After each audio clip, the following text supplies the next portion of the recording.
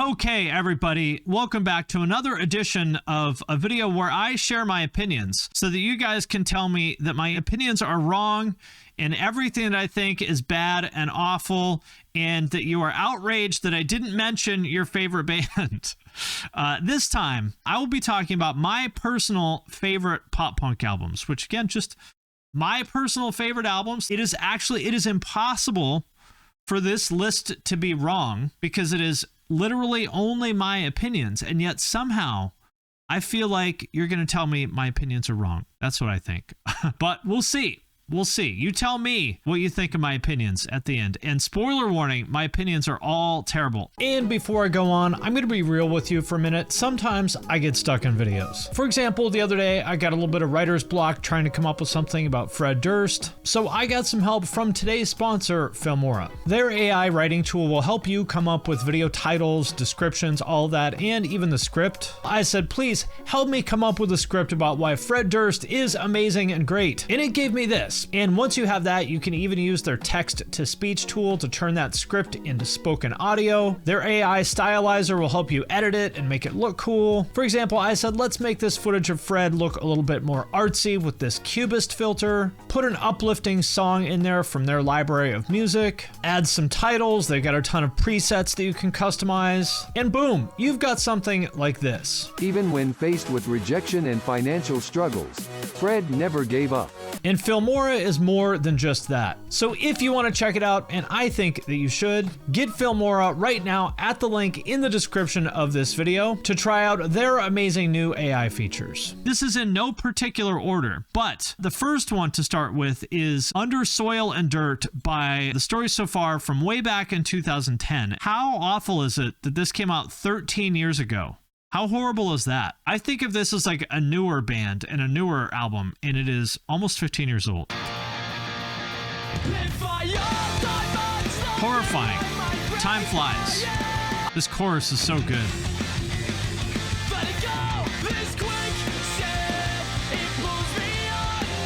What a chorus. To me, this album was like really the one that set off the whole new generation of pop punk that, I mean, I would say in a way we're almost kind of still in that, although it was a long time ago. But basically, this was the first album, I think, to kind of bring hardcore into pop punk. Basically, the Defend Pop Punk Tumblr Sad Boy era is when all these guys who grew up listening to hardcore started a pop punk band so they could have like shouty lyrics about how they're angry at their ex-girlfriend. That's what this was all about. And The Story So Far, I don't know if they were necessarily the first band to do it. It's possible, but certainly the first band to really like set that wave off. And of course, then it was, you know, the Wonder Years and Set Your Goals. I guess you could put as part of that Real Friends, Knuckle Puck, all that kind of stuff. But this was one of my favorite eras of pop punk, you know, back when you would log into your Tumblr dashboard and you would see like a picture of a desaturated forest with neck deep lyrics over it. And it would have like 250,000 reblogs. And you're like, is this what we're doing? The Tumblr aesthetic was wild. And The Story So Far, for sure, the band that kicked all of that off. And in my opinion, Under Soil and Dirt, one of the best pop punk albums of all time. Next one from many, many years earlier. I Don't Want to Grow Up by The Descendents. This came out in 1985, I think. I think it was 85.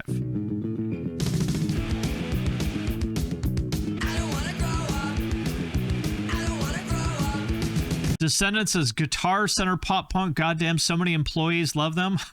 Oof, that's rough. That makes me, man, The Descendents is one of my favorite bands of all time, but now if you put it that way, that makes me not like them anymore. So I'm going to pretend you didn't say that. Descendents are for sure the template for what we think of as pop punk, like no question about it. I know people are saying we'll bring up, you know, the Queers and Screeching Weasel and all that stuff. All that stuff's cool, but without a doubt, Descendents are the band that really laid the foundation for pop punk as we know it. I mean, Blink is for sure the most influential pop punk band of all time, and as the guys in Blink will tell you, a lot of what they were doing was basically just like an updated version of Descendents. And a lot of people, I feel like now Milo Goes to College is the album that people point to, and I do think that album is cool, but I don't really think Milo Goes to College is pop punk. I think it's just like punk. You know, there's a lot of kind of like hardcore songs on it. And if you listen to that, you don't really hear a lot of Milo Goes to College and current pop punk. I do think it's a cool album, but to me, I don't want to grow up. If I had to pick one album that was really just like the blueprint for what we think of as pop punk, it would be this one. I mean, the Descendents' whole catalog up until they broke up in 1990, I would say is great. I don't really like any of their stuff after they got back together personally, but everything in their catalog, their early catalog anyway, I think is really good. In my opinion, this is the best one, but you're not going to go wrong. You just pick any other early albums, press play, you're going to like it. That's what I think. Next up, another one that has to go on the list, All Killer No Filler by Sum 41 from 2000, I think. This part is cringe, extremely cringe. Look at the Korean guy behind the counter is just like, why did I agree to do this? They said they would pay me $75 to use my store for an hour. I should have said no. Why did I agree to this? This is the most uncomfortable experience of my life. This poor guy here. I wonder what he's up to now. Very cringe. But a great song.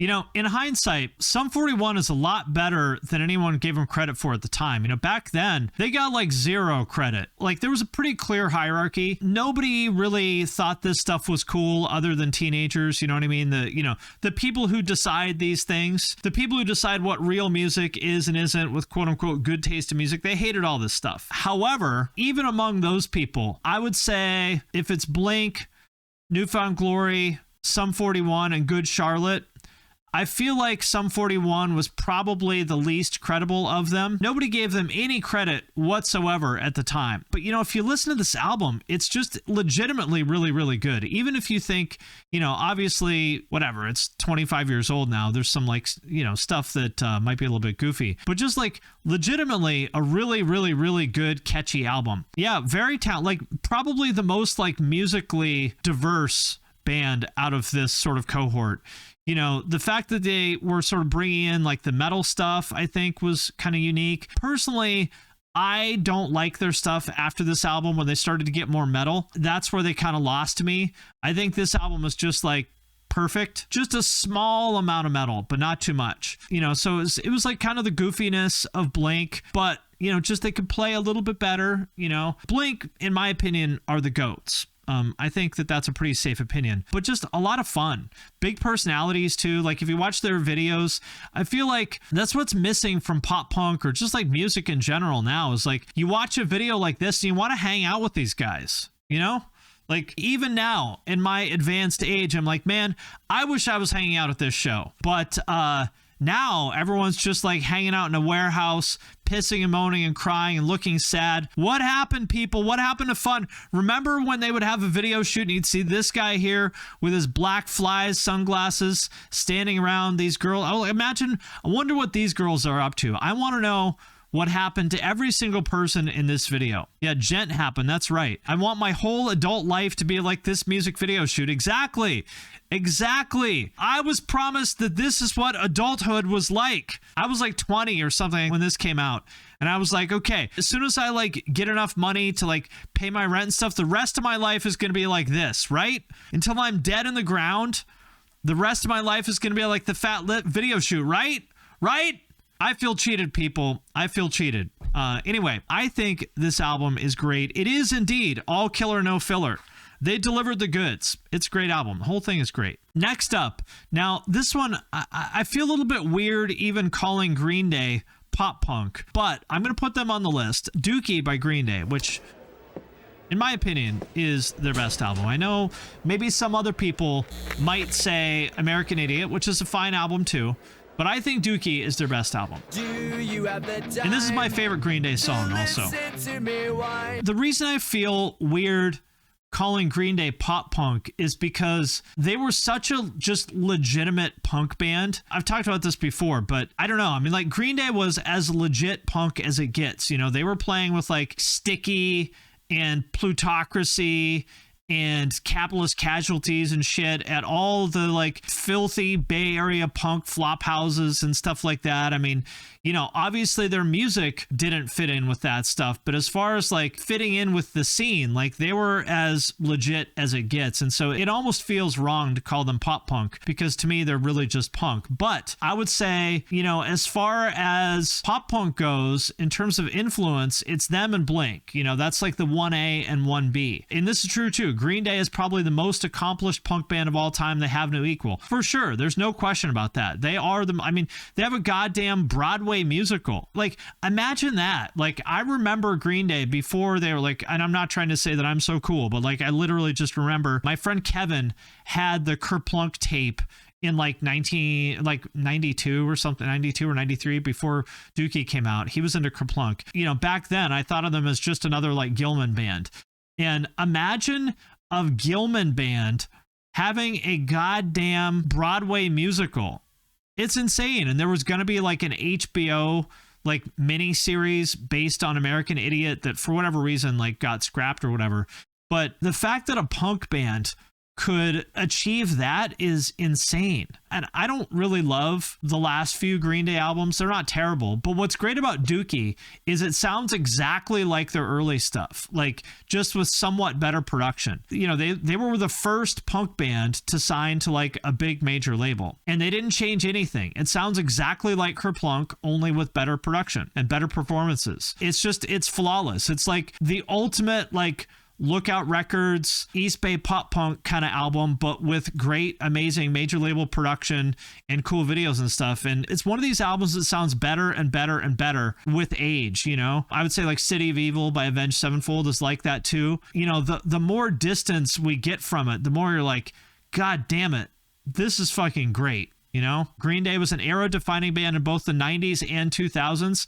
Absolutely. I mean, the fact that they defined 90s pop punk with Dookie and then they did it again 10 years later with American Idiot is absolutely like insane. So shout out to Green Day for just doing what they've done. And this album, absolute 10 out of 10.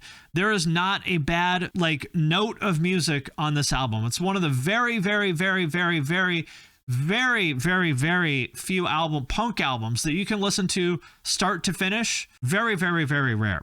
And I think it's 10 out of 10, no skips. Now, this one, next up on the list. This is a little bit of an obscure one, but In It to Win It by City Lights, which out of all the easycore bands, I feel like, you know, they're sort of the unsung heroes. And I'm a little bit biased here because these guys are my friends, but I legitimately love this band. I was into City Lights before I was friends with them, maybe like 2008, 2009, something like that. Then I moved to Columbus and I ended up becoming friends with them. And I remember, you know, if you're from Columbus, this one brings back a lot of memories. If by any chance you're from Columbus, you'll recognize this. This is High Street and up here in Clintonville, I forget that, High and Hudson. Corner of High and Hudson right here, I think. I remember hanging out with all these guys back then.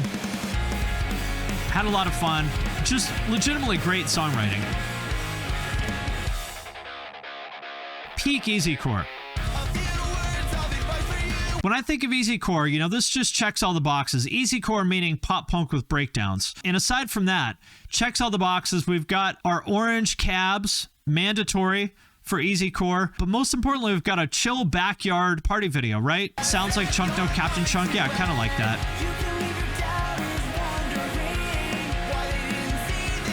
And another thing you'll notice in this video is a lot of girls. Chase and Ashi and Cam always brought a lot of ladies to the show, which, you know, again, these days, all rock music is kind of a sausage fest now. So shout out to them. Also, you may recognize Ashi for playing bass now in Beartooth. Cam, who's on guitar here, was in Beartooth until recently. So this was half of Beartooth. It is very wholesome. Exactly. Just a wholesome vibe. How can you go wrong with this?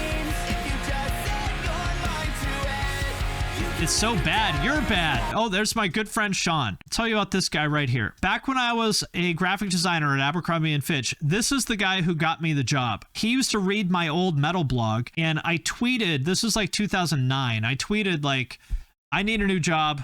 Can anybody help? And he was like, yeah, man, I can get you a job as a designer at Abercrombie. And I was living in Cincinnati at the time. And I was like, for real? He's like, yeah, man, I got you. And he did. He hooked me up. He introduced me to the right people there. And a couple months after that, I was working at Abercrombie. Shout out, thanks to Sean for hooking me up. I've said before that the 2000s were the peak of human civilization, but it might be 2012 actually, and this is proof of it. Sean, the drummer of City Lights here, last I heard, I haven't talked to him in a while, but I'm pretty sure he's a golf teacher now. I remember seeing him and Caleb from Beartooth doing some golf stuff, and I'll tell you something, City Lights is one of these bands that, like, you know, was not that respected at the time. I remember hanging out with these guys one of the first times, and I told Sean, the drummer, that I loved City Lights, and he like kind of laughed and like thought I was joking. I was like, no, really, look. And I showed him my phone, and I was like, City Lights was like one of my favorited songs on Spotify. And he was like,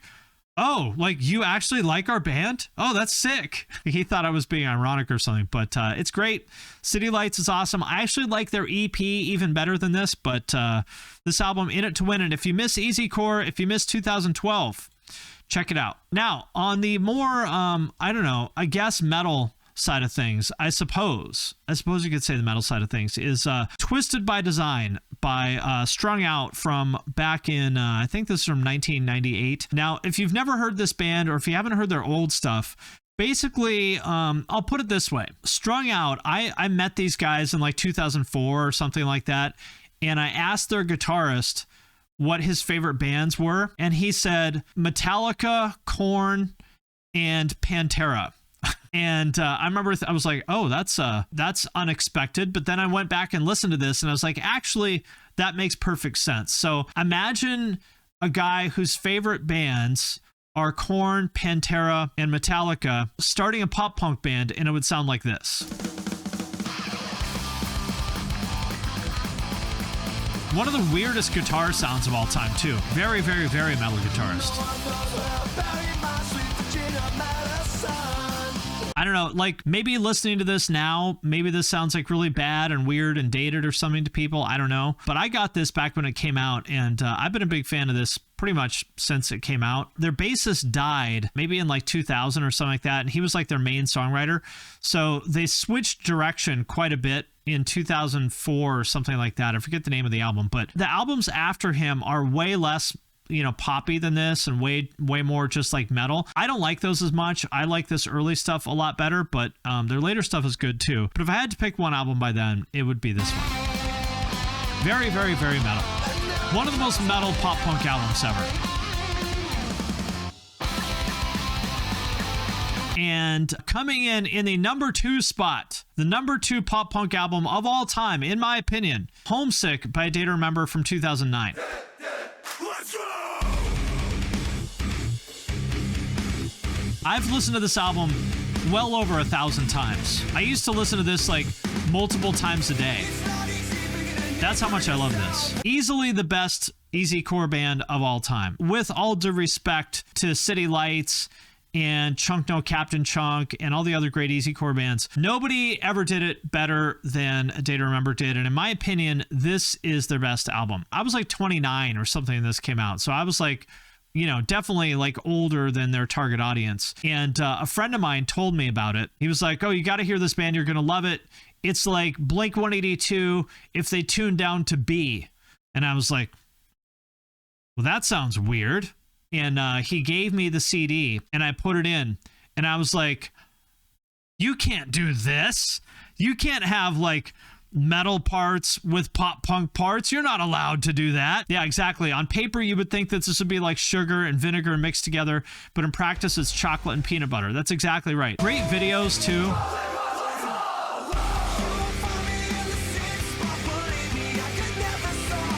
I mean, nobody's ever going to do this style better than they did. It's just perfection. It's one of these albums that you can't do it better than they did on this. You know what I mean? It's sort of like nobody's ever going to do thrash better than Slayer did. Nobody's ever going to do like groove metal better than Pantera did. It can't be done. Nobody's ever going to do pop punk with breakdowns better than A Day to Remember did on this album, including them. I mean, I think Common Courtesy is really good too. I even like What Separates Me From You, but this album, it's perfection. It's interesting to think about this being from 2009 because you don't think of that as being part of the scene era, but it is. I mean, you can see, you know, they're wearing all their rocket shirts and stuff like that. Even though I was obviously obviously a lot older than their target audience for this. Like, it really does just sort of take me back to the moment in my life when, you know, this album came out and I was listening to it all the time. I saw them a whole bunch around this time too. And yeah, just very special band, very special album. Nobody does it like they do. That's what I think. In the number one pop punk album of all time, with no question,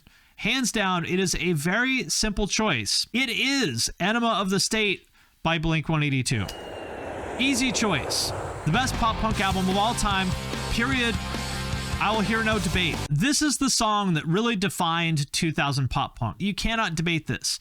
This is the song that changed everything for pop punk, that took it from being sort of, you know, a moment in time when Green Day and The Offspring had their moment in the 90s. This is what it turned it into, like TRL, super mainstream, top 40, you know, teeny bopper mall music, which of course people at the time hated, but I think now we all understand that was actually a good thing. And it was this song. This is the one that really put them over on TRL and turned them into a household name. The losers on the Blink subreddit hate this song. Of course they do, because they are all miserable losers. That is why they hate it. It may depend on your age. There's the Blink hipsters that say that the pre-Travis stuff is the best, which I think is a crazy opinion. I do like Dude Ranch quite a bit. I think it's really good. Enema is just better in every way. Take Off Your Pants and Jacket is, in my opinion, I didn't like that one because it's a little bit darker. And then Self-Titled, I think, is cool. But I think if you're a little bit younger, then maybe Self-Titled is the one that sticks out to you. But to me, that's when they went emo.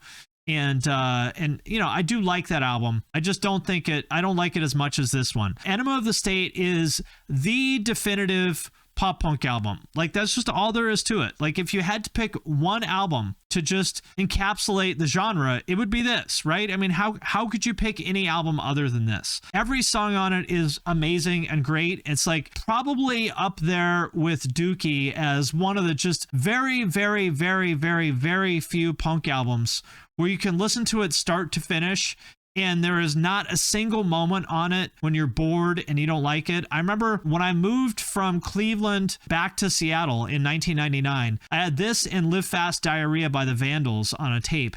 And I listened to both of those basically the entire time, you know, driving from Cleveland to Seattle. And I never got sick of either one of them because they're both great. And that is it, people. The best pop punk albums of all time, according to me. Now you can tell me how wrong my opinion is and how it's awful, and you're shocked that I didn't mention some random band from 2003 that nobody likes.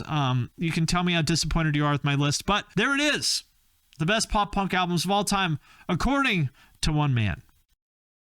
There it is.